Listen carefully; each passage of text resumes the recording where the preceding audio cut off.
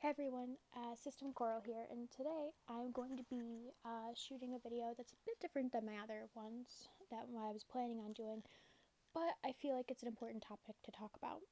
And I am going to preface this with a trigger warning. I am going to be talking about more adult topics, such as kink related,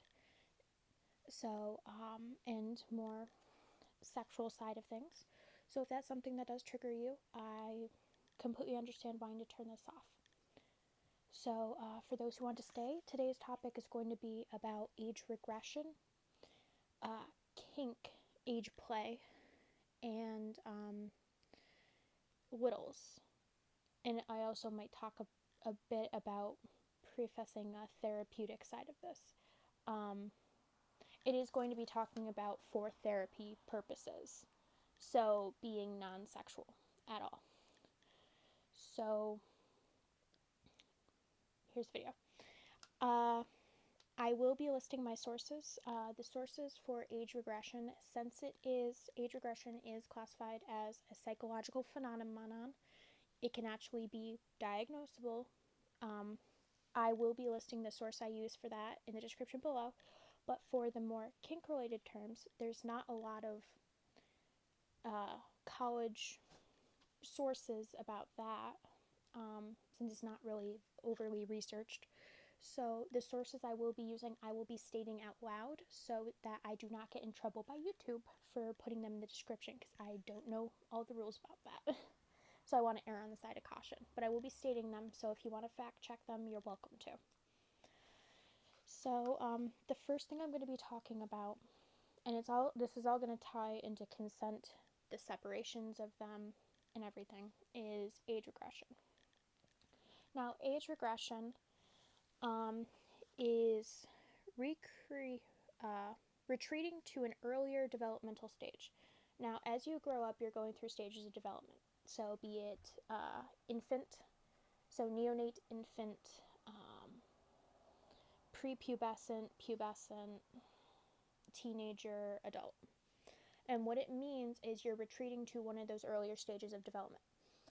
And it is a psychological phenomenon, usually as a result of trauma and as a coping mechanism, where your brain will actually go, and usually it's at the age that the cause of distress has occurred. So say if, like for me, for example, I had a trauma at 12, my brain, when stressed, could mentally retreat back to 12. So I'm mentally at the age of a 12-year-old. Usually it doesn't last for a long period of time. It cannot. It can be self-induced or caused by underlying issues. So, for example, it could be a sign of another disorder, such as possible borderline personality disorder, possible PTSD. An underlying disorder could be causing this, or it could be self-induced, meaning you did something yourself to trigger yourself to mentally retreat back to that earlier stage of development. It is used for therapeutic, since it is a coping mechanism. It does differ from both age play.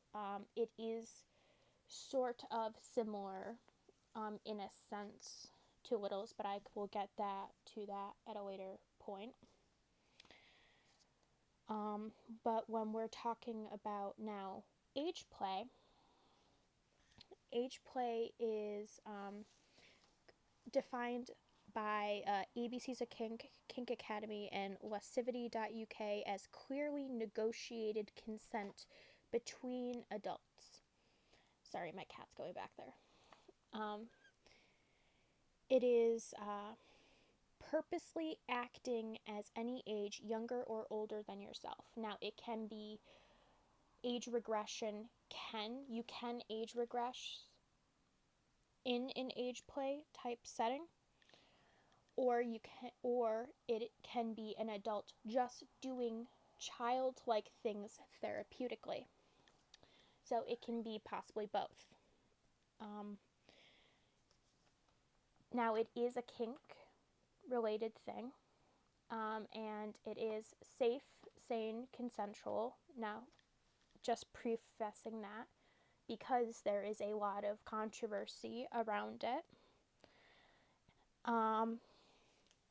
it can be by yourself or with a caregiver. Now, what that means is that it can be you yourself acting or participating in childlike activities for by yourself therapeutically, or it can be with another person. Now, when another person comes into play, usually caregivers is what they're called. Usually that is a power dynamic of the one partner taking care of in a maternal or paternal or gender neutral parental fashion towards the person that is participating. It can either be safe for work or not safe for work, although this is going to be an odd example. It's kind of like furries, where there is a big community of people who do it safe, totally platonically. They don't. It's just strictly for therapeutic reasons, or just for the feeling of wanting to be taken care of. And there's a small portion of people who will do it and not safe for work. Like any type of communities, there's the few people. So we are referring strictly to the people in question that do not bring not safe for work aspects or sexual aspects into this. It can be for power dynamics of wanting to test the waters of submissive and domination, of the submissive just wanting for a little bit to not have to be in control of their life, wanting to put their trust in another person. It can also be in the comforting sense of maybe they miss their childhood, they for a little while don't want to feel like an adult. Another thing about age play that not a lot of people realize is there's a complete opposite side of the spectrum. Age play does not mean younger, it also means older. You can, unlike age regression, where age regression is regressing to a younger state of development, with age play, you can go either younger down to the infantile state, but you can also go older, and you can go from an age much older than you are. How old and where you fall on the spectrum is up to the person participating, but that's how it kind of differs in that sense in context. And yes, it can be kink related, sensual related, or neither, and you just do it for the sake of doing it. Now, when we talk about littles,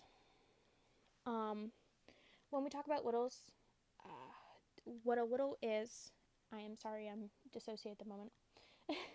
Littles are alters that are specifically, now there's littles, middles, teens, but when we talk about littles, usually they are children alters below the age of 18, usually on the smaller end of the spectrum, like under 10 is usually the range. From 0 to 10 is usually a little. The thing with littles is they can be kind of like an age regression, where they are mentally at that stage of a younger child, but they can also have adult concepts, know about adult things, are mentally at the age of an adult, but present and look in the inner world and prefer to act like a child. There's a spectrum of how they can present. So they can be mentally a child, but they can also not be. It depends on the system. Also, the difference between that and regression being the amnesia barriers. While a regression is you yourself regress to a stage of your own development, you're still you, When my little comes out, it is a separate part, it's a separate fragment of my conscious.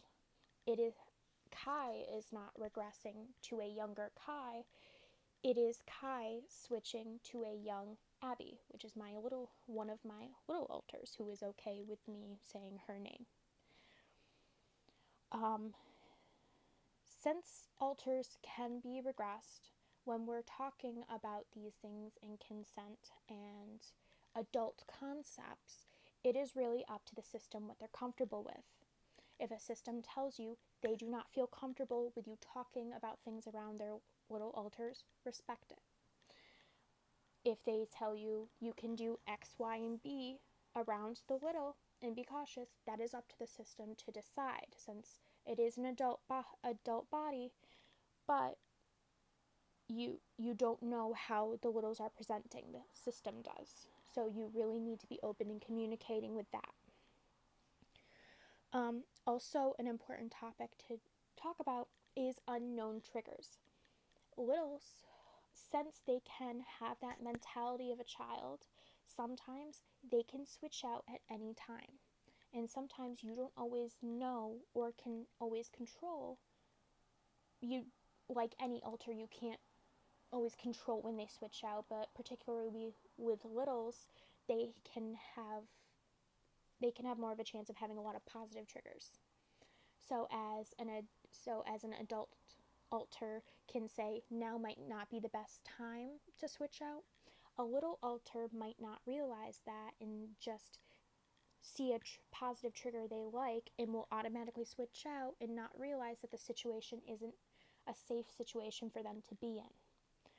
And in those cases, you really have to be careful, and that's why talking before you do anything with a little alter is important, because you need to know the system's boundaries. If you're in an inappropriate situation, if you're being intimate with someone who is a system, you need to know if something is to happen, what you should do, and what they would prefer you to do. And you need to be careful. And also, like any other person, if you start to feel uncomfortable, if you start to notice them acting strange, at any time it is safer to stop and ask them, are they okay? What do they need? Than to keep on going. Consent is a difficult topic, and consent is a topic that is not talked about enough. What consent is a clear, enthusiastic yes, which was not coerced. It is a genuine, I happily want to do this with you. If that is not given in any sort of way, then you are not getting consent. And they can also be taken any way. So you need to be very clear throughout what you're doing with consenting adults. You need to be clear throughout everything you're doing and be open with communication. Not be afraid to ask questions, not to be afraid to ask, are they okay? Because it's safer to ask a partner if you need them to stop than to keep going and then being put in an unsafe and uncomfortable situation that can hurt them. Same thing with age play. Age play, although can be therapeutic, also if you bring other situations into it, other things, BDSM or kink related, you need to be very clear about consent, because if you bring other things into it, then that can quickly become unsafe if consent is not clear. It can become, depending on what you do. Now, I'm not saying for everything, it depends on the situation. But the thing with kink is that depending on what you're into, if you do not have consent, it can become dangerous. If you don't have, not only if consent gets screwed, but if you don't have clear-cut communication, then things can go south very quickly. And that's why safe, sane, and consensual is the biggest aspect that is preached. Because even if your partner looks like they may not be enjoying it, You stop, you ask them. That comes first. Your partner's safety comes before pleasure. Because, yeah, it might be awkward if they say that they're fine, but imagine if you ignore that and keep going and they're not fine.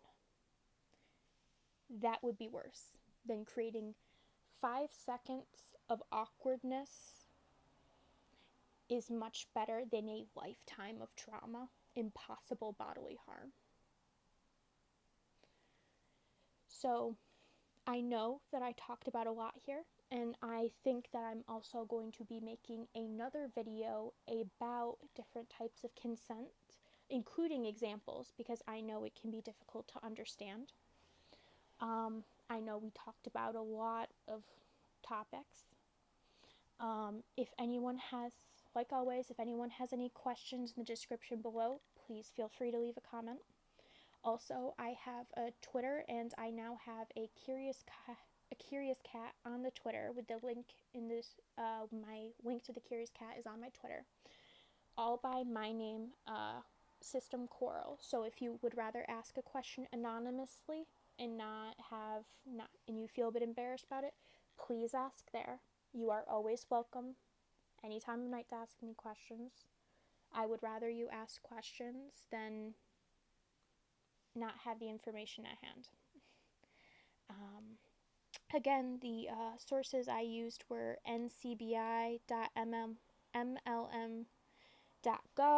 EBCs of Kink, Kink Academy, Inglesivity.uk, which are all three very good sources, non-sponsored, where you can find more information about kink, safety-related things. And is also, specifically, Kink Academy is very good for how to work around disabilities as well. I definitely recommend that one.